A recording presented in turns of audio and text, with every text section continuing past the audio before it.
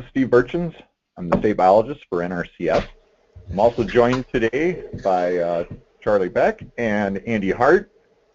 Andy previously worked for the Forest Service, so he has lots of experience, I'm sure, with federal endangered species, threatened endangered species. So I'll have him chime in as needed. So today, what really preempted this presentation is the fact that many of you in NRCS saw that there was electronic directive that came out from headquarters talking about the issuance of the 4D list for northern long-eared bat.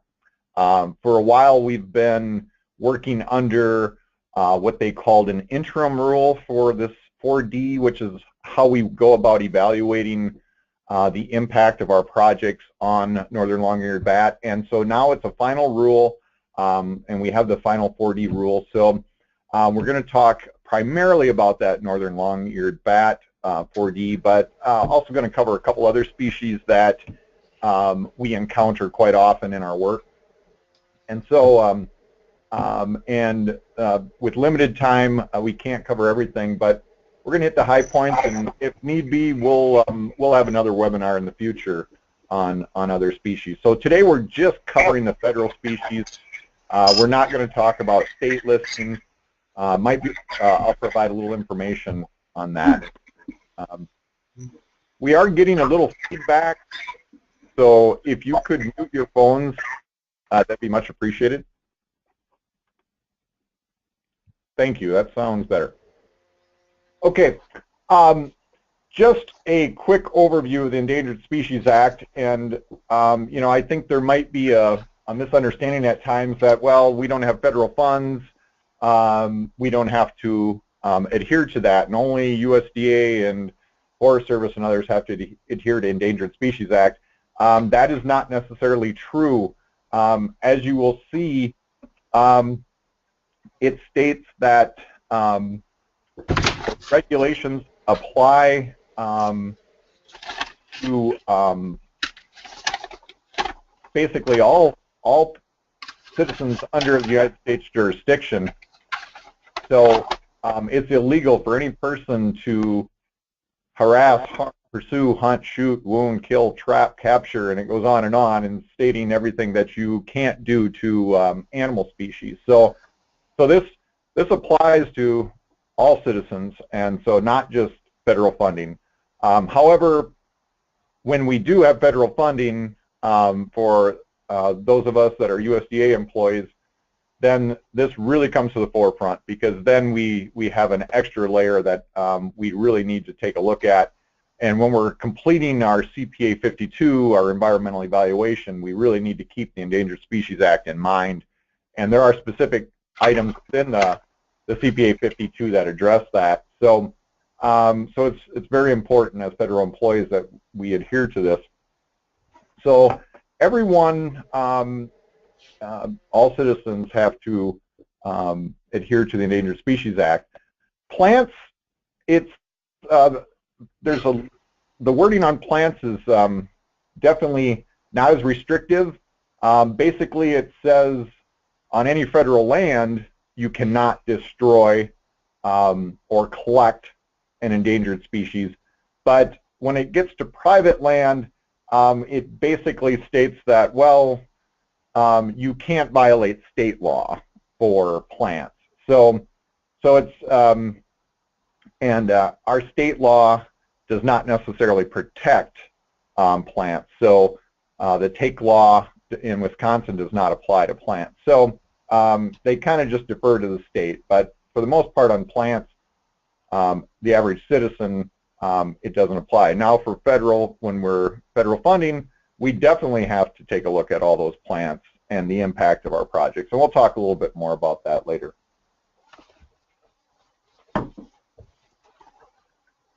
Okay, just do a rundown of the federal species we have in Wisconsin, and I would say compared to a lot of states, our list isn't that incredibly long.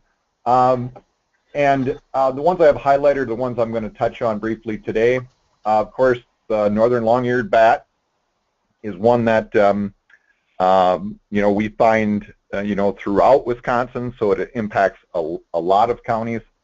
Karner blue butterfly, that's one that probably the one most of you are familiar with, working with. We've been working with this probably longer than most of our federally threatened and endangered species, and so we have a history on that, and I will talk about that more. The Heinz emerald dragonfly is one that basically that's pretty specific element occurrence to Grant County, Richland, Iowa, Ozaukee, and Dorr. So you'll run across that one at times. And then there's a lot of mussels now that are listed as threatened or endangered, and I'm not going to touch on those today, but in most cases, you know, our impact of those mussels is primarily when we're doing stream bank work. Canada lynx is one that's listed, however, it's not necessarily tracked, so it may or may not pop up. And I guess I should back up a little bit. The way we go about as NRCS employees is identifying whether these exist or not. We have a data share license agreement with DNR through the Natural Heritage Inventory, abbreviated NHI, and we do our searches through that. I'll probably pull up a screen for that today, and so that's how NRCS is using finding out which one of these element occurrences may occur.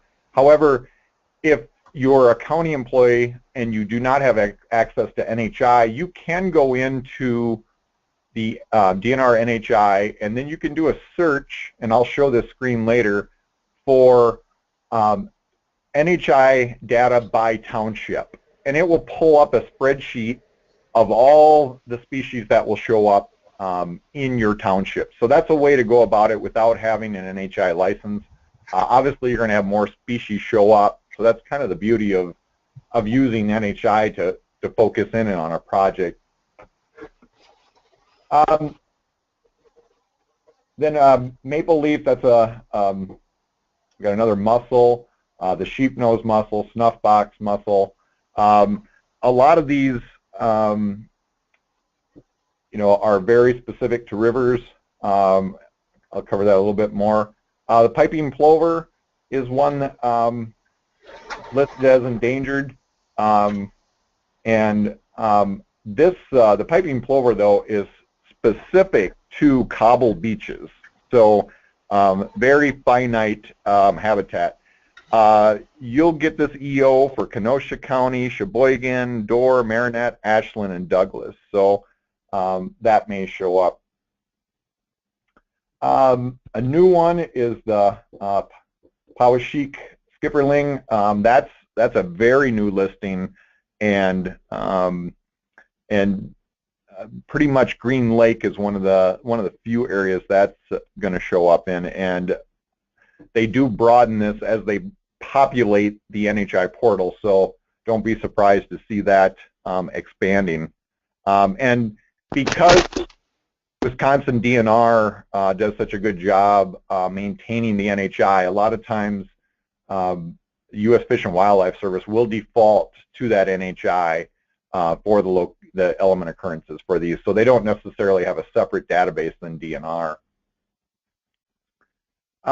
Then we have a spectre case mussel, and we have Kirtland's warbler. If you're familiar with Kirtland's warbler, that's a jack pine dominant species, so you're really looking at primarily that element's occurrence will show up in Juneau, Adams, Jackson, Marinette, Washburn, and Douglas. So that's one that I know DNR is working real hard on that. Gray wolf, pretty much northern Wisconsin. I'll show a map on that. And then plants, we have several plants. Like I said, this really only applies when we have the federal funding. We have the northern wild monkshood, dune thistle, prairie bush clover, Bassett's loco weed, prairie white fringe orchid are a few of the ones that come up. The prairie white fringe orchid shows up quite a bit in southern Wisconsin. However, it's moist, undisturbed, deep soil or calcareous prairies, so it's got a very finite habitat. And I will say on the plants, you know, unlike what we've kind of been trained to do when we have to deal with state species and meet the our NRCS T&E protocol for state species, U.S. Fish and Wildlife gives us the authority as federal employees to make determinations of suitable habitat for these federal species. So for plants, you can just go to the NHI database, look at the suitable habitat, and if that habitat doesn't apply, then you can make that determination on the 52. And then the other thing we can do for the plants is we can go out and do the survey. In most cases that we're dealing with, unless we have some remnant prairies or other areas that have been basically untouched, a lot of these obviously are not going to be found. So like I said, we have that levity as federal employees with the plants. So I guess before I get into some of the specifics, so what do we do if, as a federal employee, or actually even as a county employee, if we see that we think our project is going to impact one of these threatened or endangered federal species? We have a process, and it's identified in the Endangered Species Act. It's called a Section 7. And if you go into Section 7, it explains how the U.S. Fish and Wildlife Service will provide consultation to other federal agencies. So Section 7 does not apply to any non-federal agency. However, a lot of the tools that are used in Section 7 can also be used by other entities that are non-federal to determine impact. So it's just a little different process. If we ever get to the point that you think we need a Section 7 consultation, I am your first point of contact, and then I will make contact with our Midwest Fish and Wildlife Office. They will get in contact with the appropriate species specialists, and then they'll provide us a consultation. And so in my 5 years here, I've never had to do a Section 7. In most cases, we've either utilized avoidance or we've determined that it wasn't suitable habitat. And so there's, you know, rare cases where we've had to do this. And that's because they give us tools, which we're going to talk about today. So, moving on. So the northern long-eared bat, obviously because of white nose syndrome, their numbers have dropped dramatically. And the little map down in the far left corner, that's basically, if you go on the Natural Heritage Inventory, that's the counties that are going to show up for element occurrences. So that's a lot of Wisconsin. So like I said, this is a fairly recent listing. It was listed as threatened on May 4th last year. And the final rule was just released on January 14th of this year. So it took a while to get the all this in motion, and Jimmy had asked me to train on this as soon as possible, so this was a good opportunity to do that. So basically, what we're allowed with this 4D rule, which the reason it's 4D, it's Section 4 of the Endangered Species Act, so within there, if you care to dive into that, is where you would find it. And basically says federal agencies have the option to rely on the 4D rule to fulfill project-specific Section 7 responsibilities when the action may affect northern long-eared bat but will not cause prohibited take. So they spell out in the 4D exactly what is take and what activities are allowed, even if, and some of these will, even if it is a may affect, they may actually prohibit it. And then what I will say is, even if you run the 4D for northern long-eared bat and you still feel there may be an impact, and if you think at all there may be an impact, feel free to call me, because you know, the Section 7 consultation, it doesn't necessarily cost us anything. It can be a timely process, but on many of these, you know, we'll just talk with the experts. So by all means, feel free to give me a contact if you have questions on these. So this is a little hard to read, but if you go into the 4D rule, and I believe this is, I have to double check, but I will put this on the SharePoint if it's not on there already. But we can use this in evaluating northern long-eared bat. So the nice thing is it just goes through a series of real brief questions, and luckily they made it fairly easy to use. So the first question, if you have a northern long-eared bat element occurrence for your project, first question, have you determined that the proposed action will have no effect on the northern long-eared bat? So this is where I talked about that levity that the Fish and Wildlife Service is giving us, that we don't necessarily have for state species through the state process. So if your determination, and here an example would be, we have a grazing project, we have an element occurrence for northern long-eared bat, but there's not a single tree in that grazing system. Obviously, we're going to have no effect on the northern long-eared bat.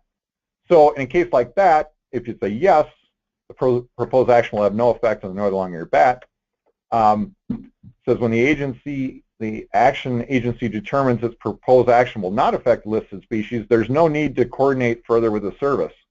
The northern long-eared bat will not be exposed directly or indirectly to proposed action or any resulting environmental changes. An agency should conclude no effect, that's what we put on the 52, and document the finding, and this completes our Section 7 process. So, you know, many of our projects will end here, where you say, no, you know, I don't think there's going to be an effect. The nice part of this process, if you're unsure, doesn't mean it's going to call for a Section 7. It's just you go through the rest of the questions. So let's say we didn't know, and we said, no, we think this may affect northern long-eared bat or individual bats. So we go to question 2, and that says, will your activity purposefully take? And so there's a definition of purposeful take, but basically means, you know, are you going to kill it? For example, are you removing bats from a human structure or capturing bats for research? Well, this is hardly ever going to be our case, because we're not going to be touching these bats. So it talks about basically that's, you know, it would allow you, I mean, it allows people, if they have bats in their structures, to remove them, but not really going to apply to our conservation activities. So if we have a no to that, then we continue on to number 3. So number 3 is the action area, the area affected by all direct and indirect project effects located wholly outside the white nose syndrome zone. Well, unfortunately, the entire state of Wisconsin is within the white nose syndrome zone. So we basically have to say that, you know, it is not, we're not in that zone. The entire state is covered. So we basically continue on. So question 4 is, will the action take effect caves or mines where northern long-eared bats are known to hibernate, or could it alter the entrance to the environment of the hibernacula? You know, almost always we're not going to have that impact. I guess I can't think of a case where we would be affecting that hibernacula. We know that's a red flag.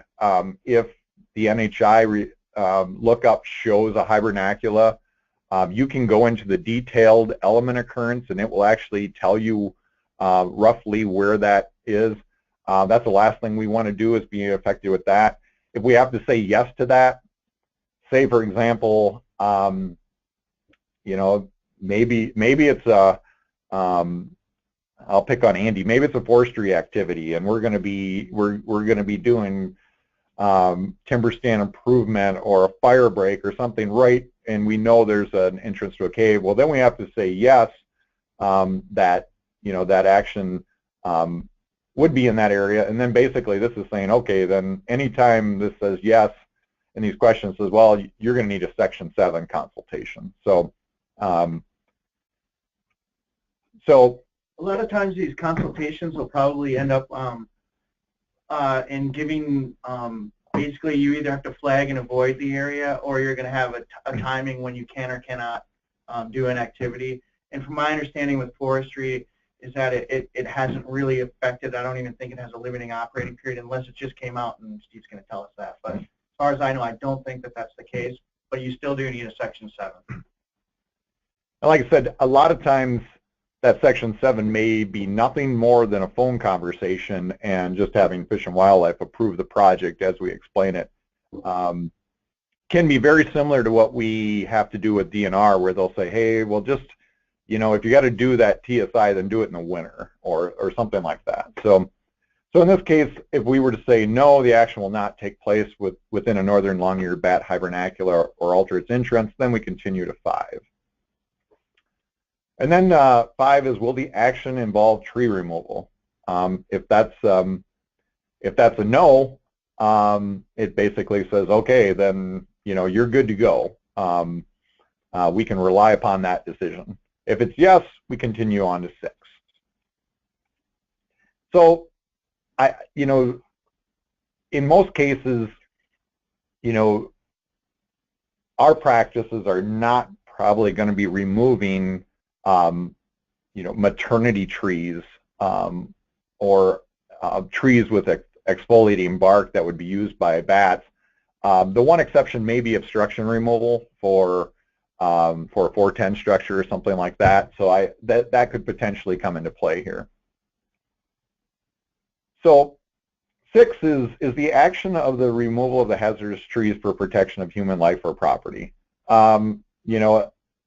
This is just kind of an FYI, but we're really not going to apply to our conservation activities. So, but like I said, it does allow it for a citizen. If you've got a tree and you think it's a maternity tree, but it's going to fall on your house, you're allowed through this 4D to go ahead and do that. So something to always remember is that human life always trumps the endangered species. So I've run into a couple cases where they wanted to restrict, say, cleaning hazardous trees off the trail after a fire, and they're worried about a yellow-legged frog. But the rule is, and they took this all the way up to national, is that basically while human life and safety will always trump endangered species.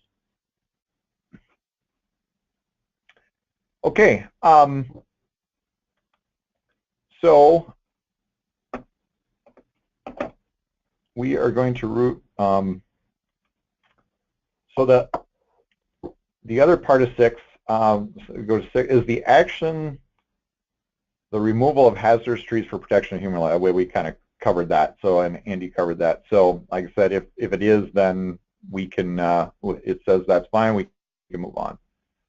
So 7 is, and I kind of inferred to this previously with the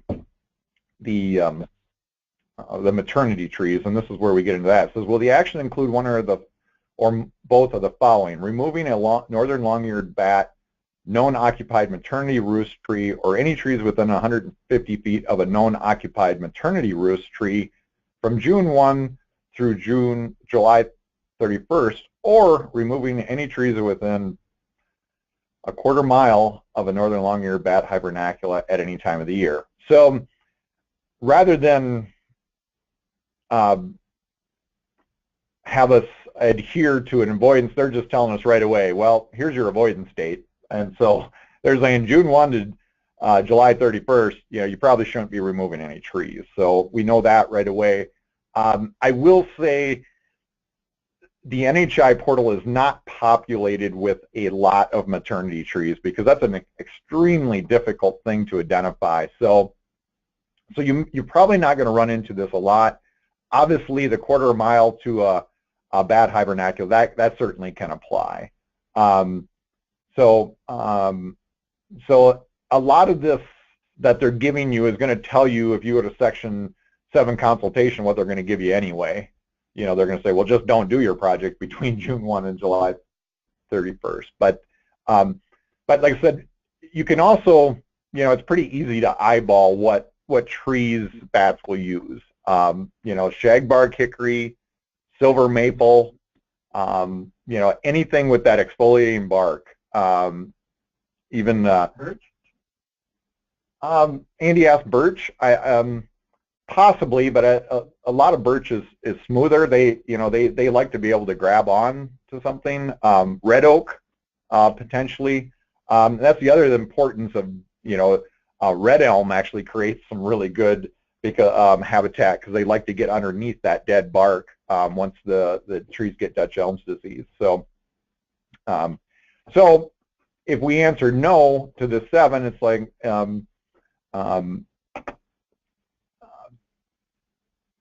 we basically, once again, can rely upon this finding. So like I said, the nice thing about this, it's quick, it's easy.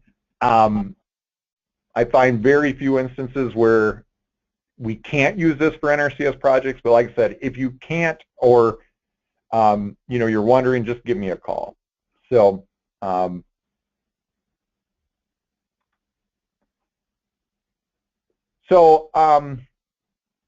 going to probably move on to the next species.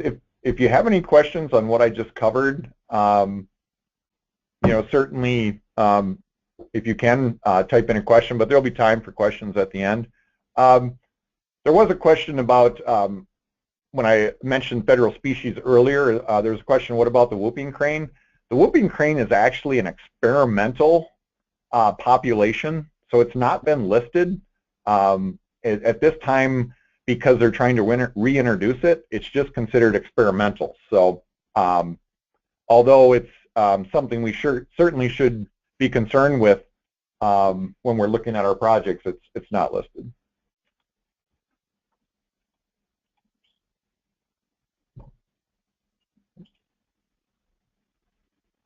The last part of that was, if it was a yes, then we need to have the consultation. So the one thing I want to show is, and this is our friend the Henslow sparrow, not federally listed, but all of us know in southern Wisconsin we have to deal with this bird all the time. So a couple places I mentioned earlier, here's a link, and the easiest way I think to get these rather than to have the link is if you just go to the DNR website and you do a search. So if you get there and you do a search for public portal, it'll take you there. And this is a tool that landowners can use, so they don't have to come to us. They can run this public portal. You actually do a search the same way that an NHI user would, where it allows you to put in your township, range, and section, and then you draw a polygon or a line on your project, and then it won't give you a printout though of the species. All it will tell you is, yes, you have a state species in this project area, or no, you don't. So not extremely useful, but it's one thing that folks outside of NRCS can use. The other thing is this NHI township data, and that, once again, you can just put a search and go to that. And I know some offices just print that off for each of their townships, because then they kind of know what to expect. But so that's open. These two things are open to the public.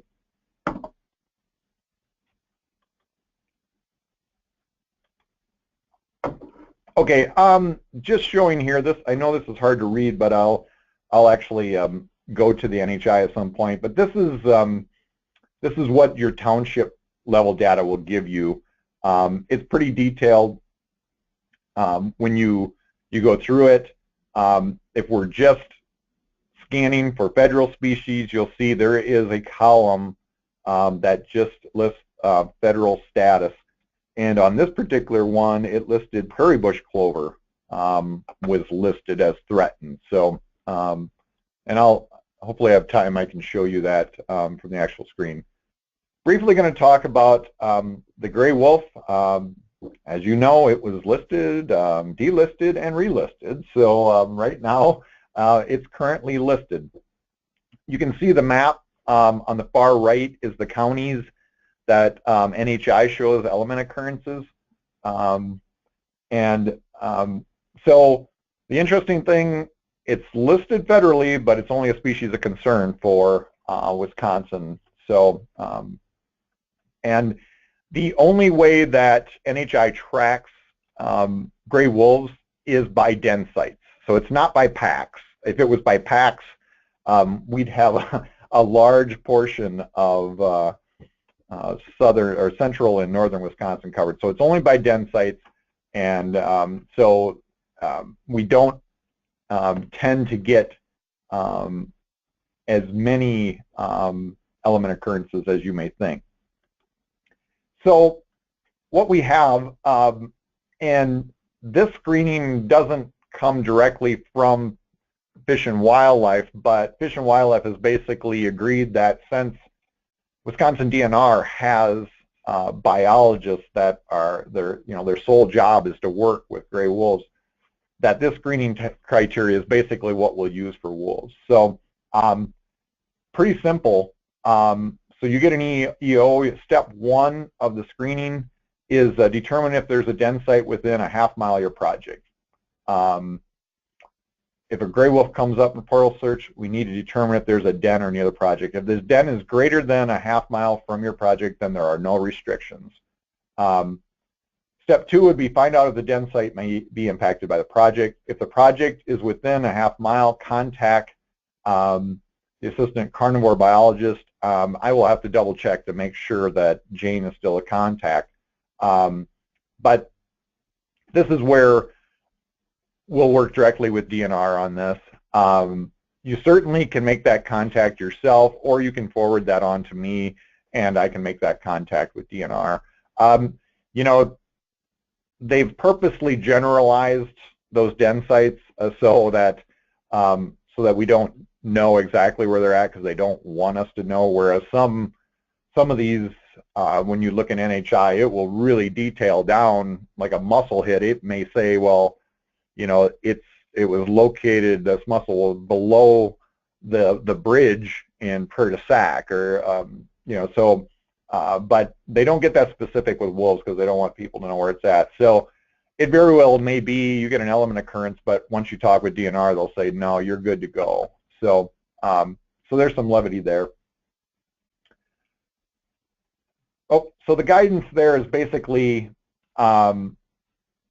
if it's 0 to 330 feet from the den, ground disturbing activity is prohibited any time of the year. So they're basically not going to allow the project to continue.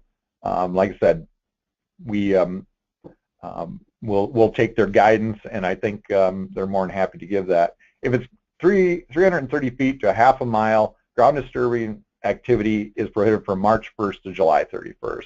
So obviously their den sites are just looking at when the pups are there. So we have a pretty big window that, you know, and so if you're working on a project and, you know, you don't have to contact DNR, if you can meet these, you know, these distances, if you can just, you know, put right in, make sure when you're planning the project, say, okay, we're not going to plan that between March 1st and July 31st. So gray wolf, fairly simple.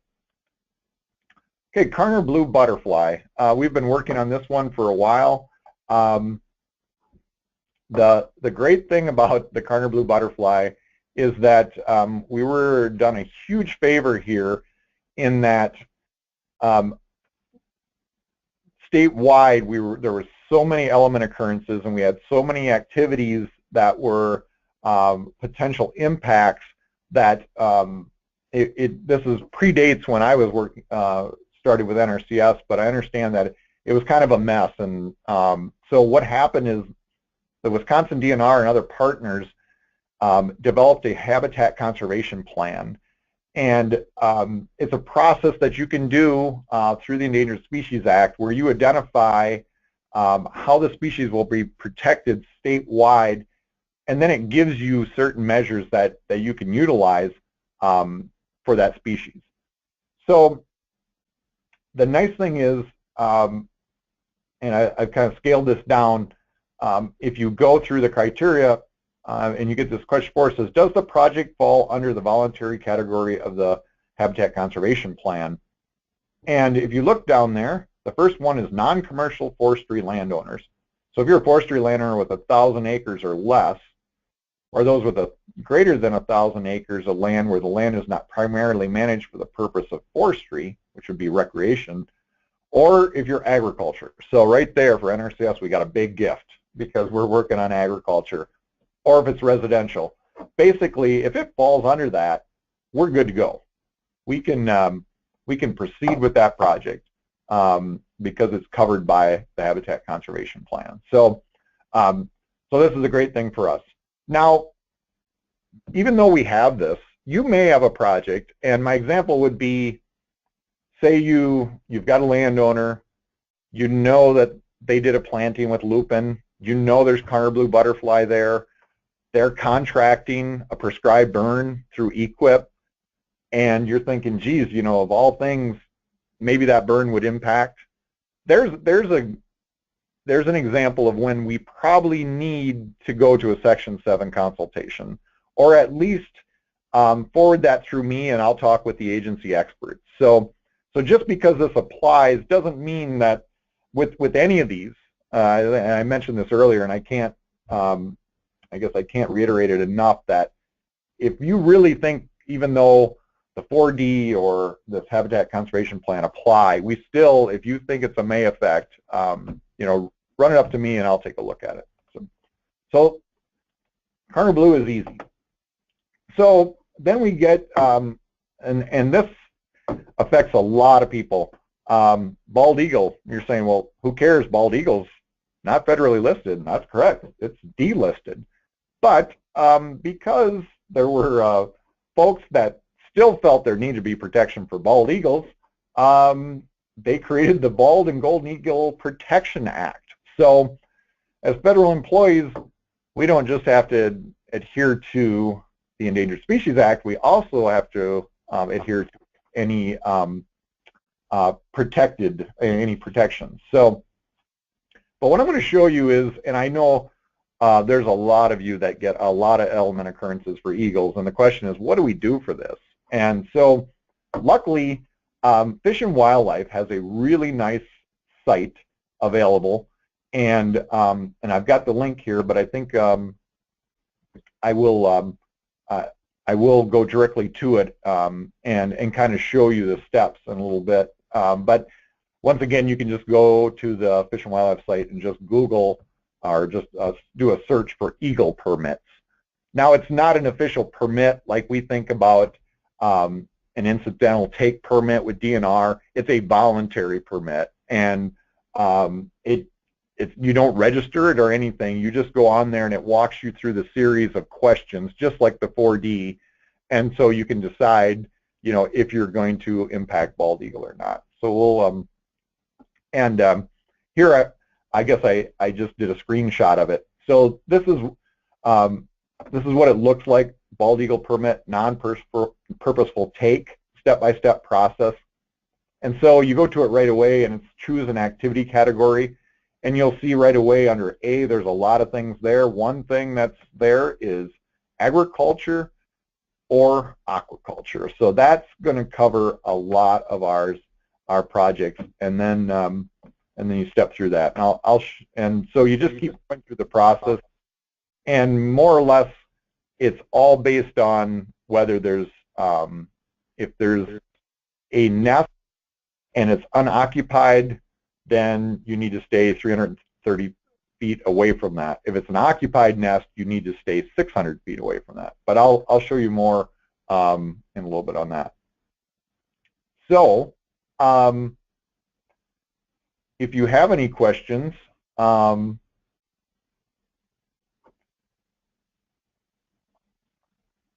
please fire them away. I am going to go to some of these links that I mentioned. So here's the eagle page. I talked about Fish and Wildlife, bald eagle. And here's that same screen we saw before. So it says if your project involves one of the following construction or development activities near an active or an inactive bald eagle nest, click here. So we're agriculture, we're going to click here. And then step 2, is the nest visible from the project or activity area? Select yes if the nest is visible, no if it's not. Let's just click yes and say, yeah, we can see a nest from there. So then it's going to say to avoid the non-purposeful take of bald eagles of their young, we recommend that you do the following. And notice these are recommendations. So it's not a thou shall, but this is what we should be using for our CPA 52 and advising our landowners using this. So this is where it says maintain a buffer of 660 feet between your project activity and the nest. It says if a similar activity is closer than 660 feet, then you may maintain a distance buffer as close to the nest as the existing tolerated activity. But that's kind of, that's a little ambiguous. But then it says if you perform your activity closer than 660 feet due to similar activity existing closer than 660 feet, then restrict all clearing, external construction, and landscaping activities within 660 feet to outside the nesting season. So once again, so that's that mid-January or August through mid-January. So it really is giving us our avoidance here is what it's telling us. We don't have to, some people are more comfortable printing this out and put it in the file. We really don't have to do that. We're just following these measures. So, and like I said, if some landowners feel better about it or planners feel better about it, you know, you can click this and say, yes, I can implement these recommendations, and then it can actually be signed and dated. This isn't a requirement, but Fish and Wildlife just, you know, provides this so folks can feel a little bit better about what they're doing. So that's the Eagle site. I was going to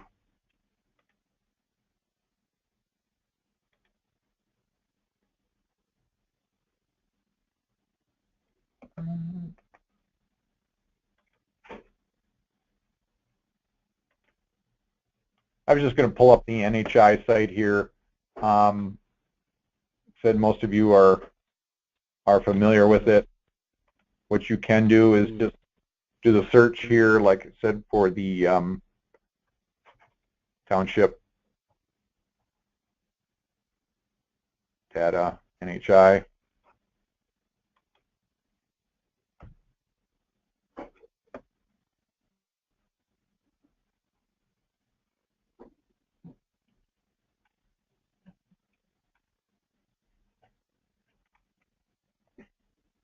And then you can just put in your township range. I'm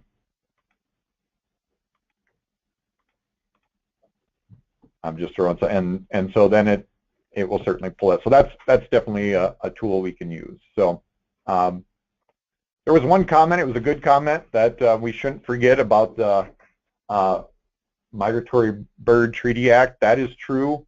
And I get a question a lot of times from folks. It's like, well, how do we document or know what a migratory bird is? And I will say the list of migratory birds is way longer than what you want to view. For example, red-winged blackbird is a migratory bird. My advice for how to document migratory birds is when you pull up your NHI, and for example, on this example that I have up of the first species here, it's a mussel. Notice it's SC, so SC is species of concern. And then the /P, the P means protected. So even though that mussel isn't listed state as threatened or endangered, and obviously it has no federal status either, it's protected by state law. So that's what the the P means. But if that had an SC/M, that would be migratory. So what I would suggest that is if you have any of those SC/Ms, then that's what you would record on the CPA 52 under the migratory bird, is you would list migratory birds from that. That's your easiest route of doing that because the list is just so long.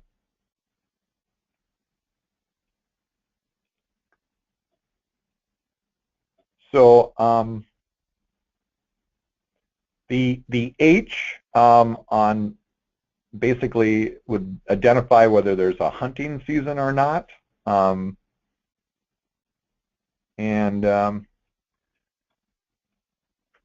So I'm going to open it up for questions.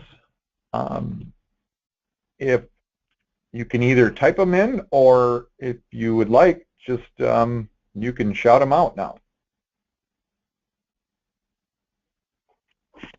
Where do we find that 4D bat protocol, Steve? Good question. I will put that on the SharePoint, and that's probably the easiest place to put it. I think right now, and I was going to check that this morning, that the interim 4D might be there. So don't use the interim. Make sure it's the final. But we will post that on the SharePoint.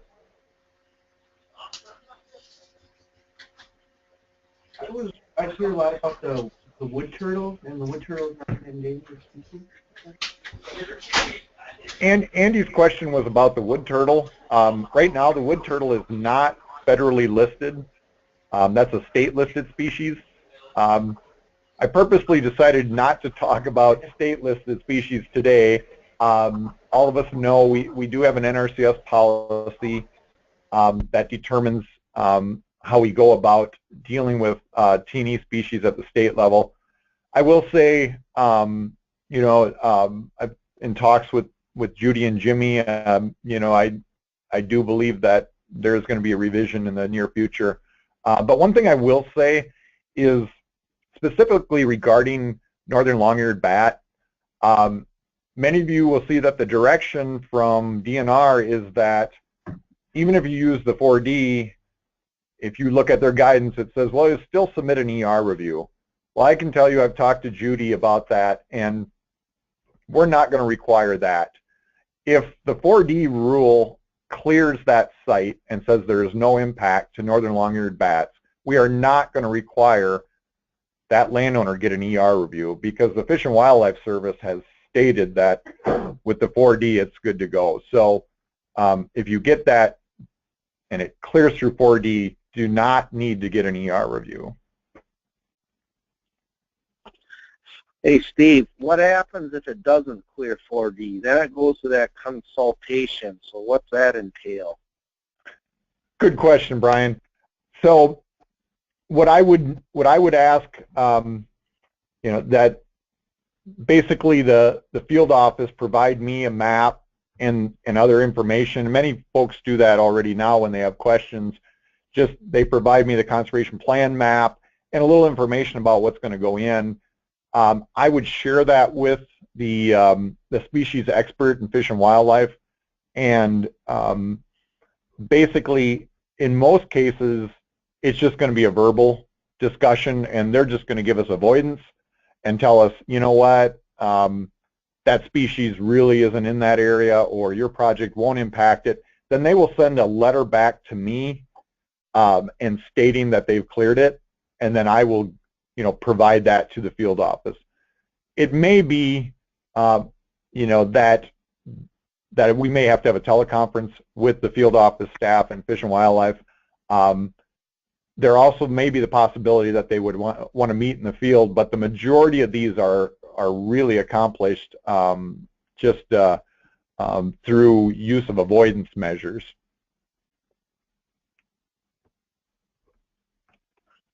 Okay, thanks, Steve. I could see some of our counties that do some dams that we could get into this a little bit more, but we'll see how it rolls.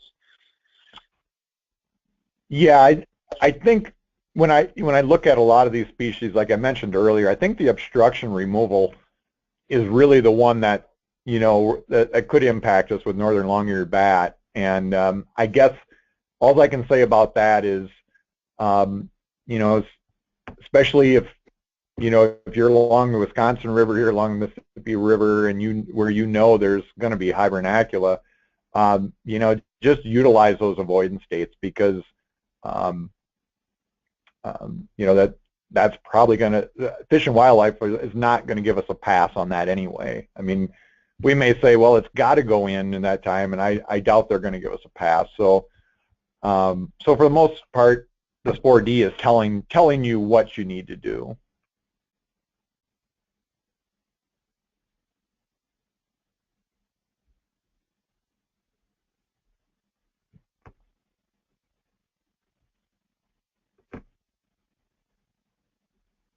Any other questions? We have any other guidance on mussels? We have a lot of mussel hits on the Chippewa River, but we're doing stream bank restoration on tributaries to the Chippewa. That's a good question. What I'm telling folks to do on that is to submit those directly to me, because, you know, we're finding, for example, in Grant County, there was a stream bank project, and it was a tributary of the Mississippi River, and we were getting a element occurrence for Higgins eye mussel. Well, Higgins eye mussel only occurs basically in the Mississippi River. So, you know, some of those just don't make sense. So if you get those, forward them to me. Oftentimes I can clear them, and the pretty much Fish and Wildlife Service is deferring to DNR on those. So if I need to, I'll just talk with the DNR expert. But in a lot of those cases, if you just forward them to me, I'll review them. And obviously, if it's, you know, if it's on a stretch of stream where, you know, we know those species are exist, that's going to be a little more difficult, and we might have to go to a DNR ER review on that. But when they just don't make sense, like the example I gave, that I'm able to clear those oftentimes. So just forward them on to me.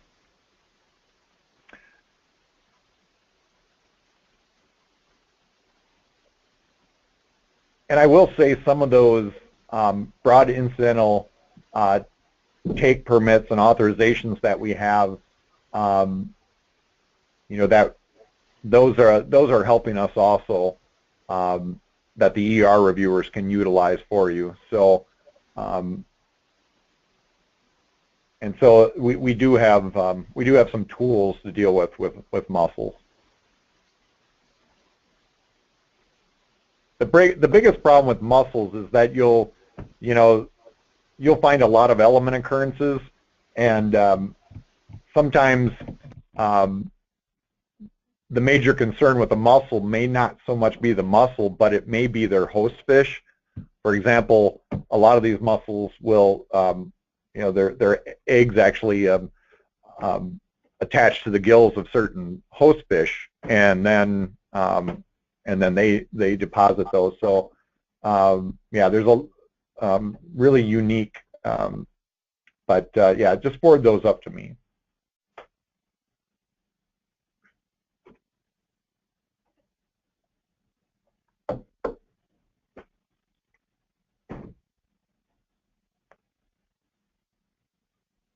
I know there's a lot of talk about monarch butterfly. Obviously, that has been petitioned to the U.S. Fish and Wildlife Service, but there's no listing on monarch butterfly. That petition was actually pulled by the authors, waiting to see what the response is from the federal agencies. So, so our goal with all of our NRCS efforts is to keep that from being listed.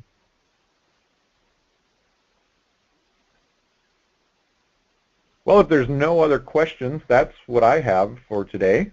Thank you for attending.